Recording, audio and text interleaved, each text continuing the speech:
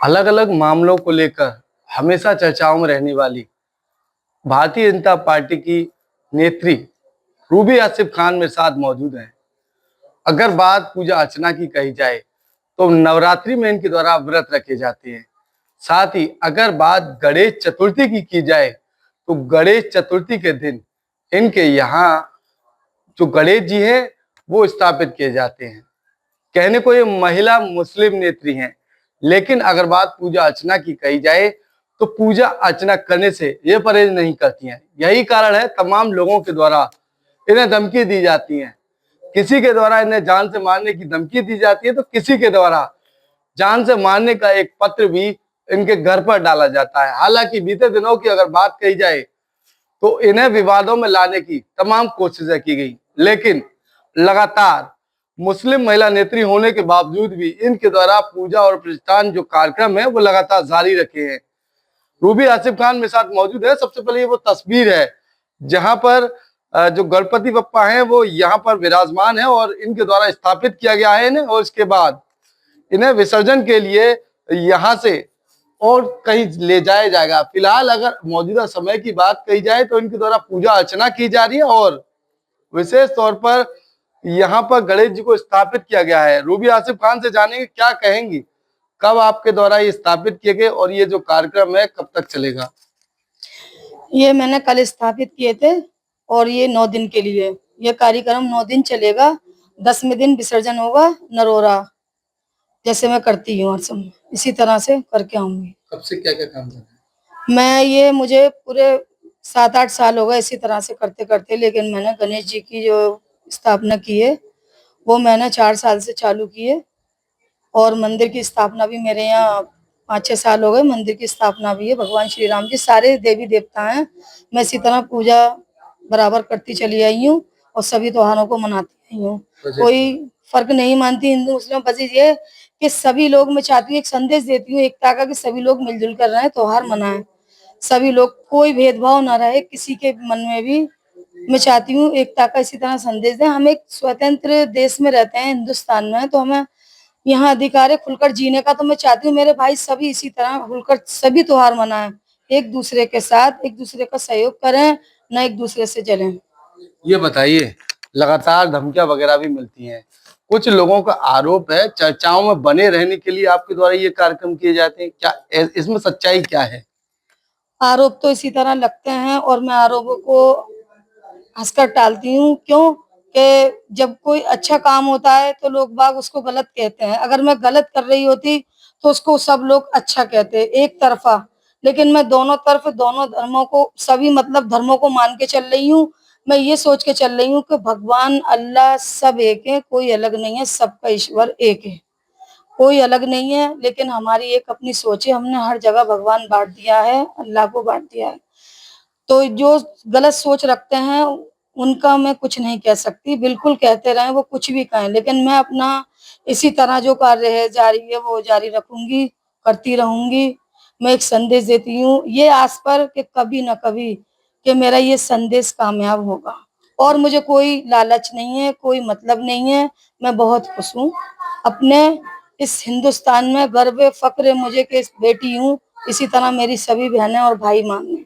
ये बताइए, हर चीज का पूजा अर्चना का भी एक विधि विधान होता है, तो क्या आपको विधि विधान यानी कि जो पूजा अर्चना के जो कार्यक्रम है उसके बारे में विस्तृत जानकारी है? क्योंकि इसके पीछे बताया जाता है तमाम प्रतिष्ठान जो भी हुआ करते हैं कहीं ना कहीं अलग अलग चीजें हुआ करती है। बिल्कुल, जब मैं भगवान गणेश जी की स्थापना करती हूँ, बिल्कुल मेरे घर में मांस, मच्छी, अंडा सब बंद हो जाता है। 10 दिन के लिए विसर्जन करके आ जाती हूँ। उसके बाद भी 1 हफ्ते तक कुछ नहीं मेरे घर में, जैसे कभी बनता भी है तो बिल्कुल नहीं बनता। उसके बाद भी कम से कम 15-20 दिन मेरे यहाँ कुछ नहीं होता।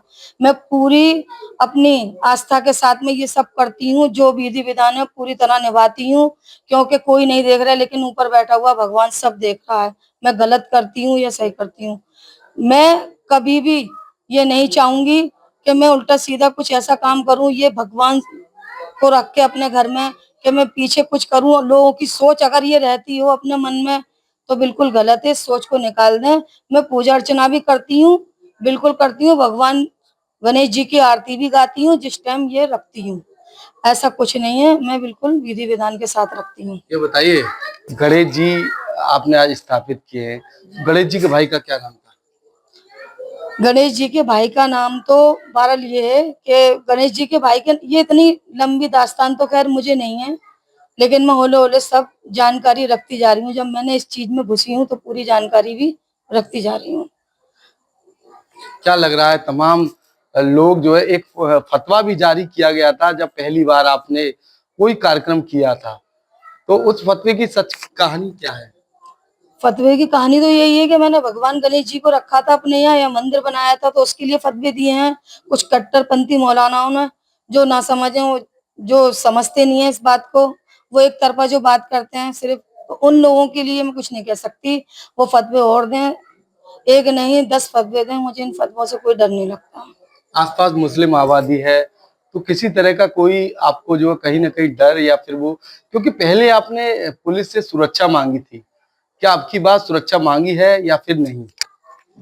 मैंने पुलिस से कोई सुरक्षा नहीं मांगी, क्योंकि लोगों को लगता है कि मैं ये सुरक्षा के लिए करती हूँ, ऐसा मेरे भी कानों में सुनाया था, लेकिन मैं सुरक्षा के लिए नहीं करती। बिल्कुल मेरे यहाँ सुरक्षा नहीं आए, मैं अपने जिस तरह से पूरे विधि विधान के साथ जो भी करती हूँ कार्य, वो करती रहूंगी।